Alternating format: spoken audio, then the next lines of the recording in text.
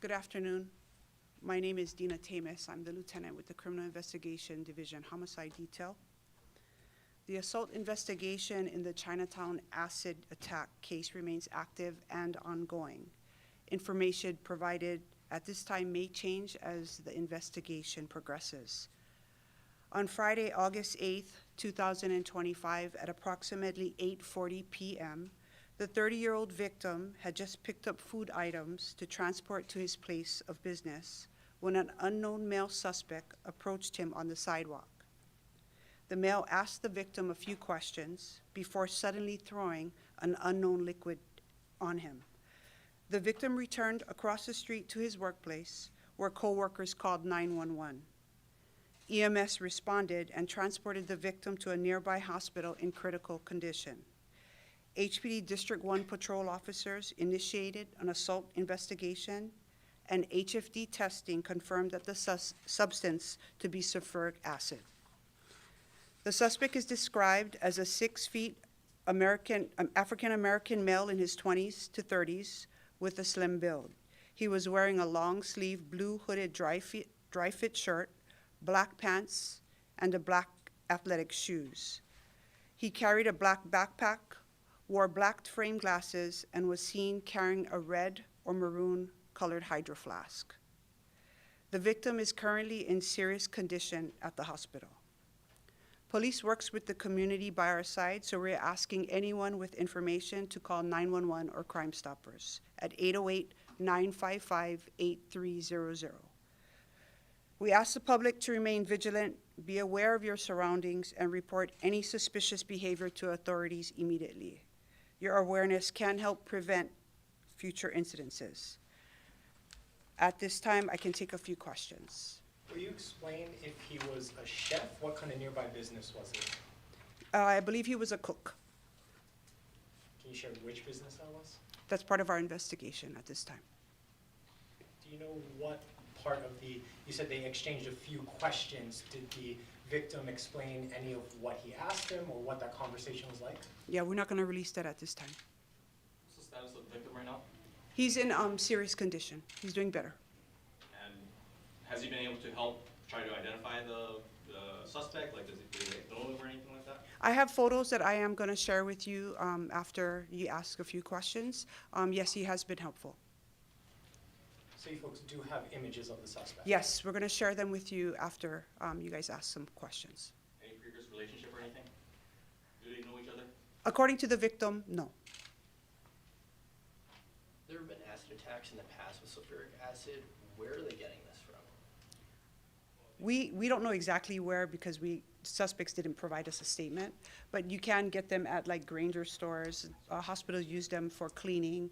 It's in Drano, so it's in household items. Any early searches, well, if the suspect's still at large, what do you know about him in terms of any potential criminal history, or did he match any records of past incidents? He didn't match the description of the past incidents. We don't know who he is, so I can't tell you what his criminal history is at this point. I do have a few photos right here from our some surveillance nearby, and I'll place them on the table. They will also be, our PIOs will email them to you as well.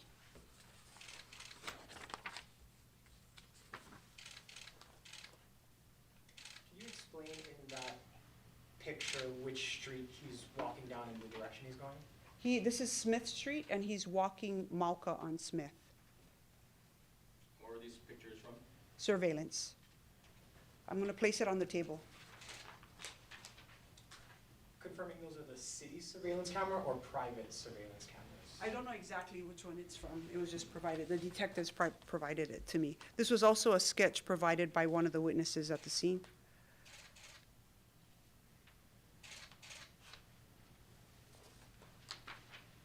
This will also be emailed to you. Did you talk about the specific injuries to the victim? I'm not going to go into detail about his injuries. I want to ask HPD to respond. This incident happened 5 days ago, and this is the first official press conference we're having on this. A lot of people in the community are concerned because this guy's still out on the run. What's your response to the people who are concerned, And also explain why it took 5 days to gather these early details. Part of the reason is the surveillance video footage has to be recovered. When we rely on other parties, it did happen on a Friday night, which Saturday morning is where we're going to try to get businesses. Some businesses were closed. The victim himself was suffering from his injuries, so he was unable to provide us with a statement immediately. And the witnesses, there was some language barrier, which we had to rely on interpreters. So it was a little bit of more of a process than something we would deal with where people were open and they would be able to tell us a lot.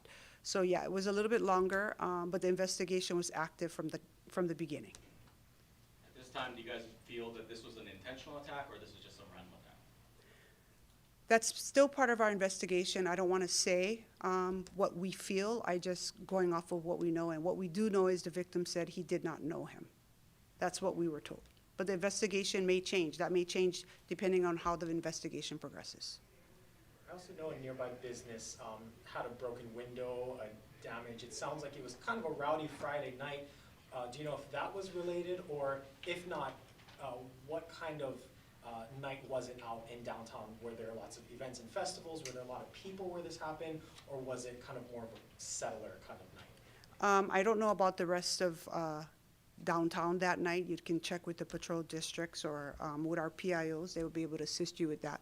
As far as our investigation with the damaged window, it doesn't appear to be related that we're aware of.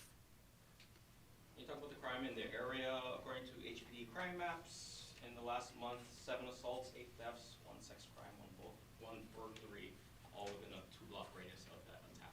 Okay, all of that can go to our PIOs. They can help you. I'm just here to talk about the acid investigation. Any other questions regarding that? If the suspect is caught, what potential charges does he face? We're looking at assault first. It depends on what more we learn from the victim, what more we learn from the witnesses, which the detectives are currently still interviewing. And, I mean, you could go up to attempted murder, depending on the situation. So that, it just depends on what we're finding. But right now, they classified it as an assault first. I've spoken to several people who feel on edge walking around town now. What advice would you provide them to make sure that their safety is okay and to make them feel more at ease when they inevitably walk through the street at night? Definitely be more vigilant, be aware of their surroundings. You know, a lot of people nowadays like to be on their cell phones with their head down. They need to pay attention to what's going on. If they see anything suspicious, anyone acting out of the ordinary, they should call 911 immediately. There are a lot of officers in the Chinatown area, so this response should be pretty immediate there. Okay, that's all I have for now. Thank you. Thank you.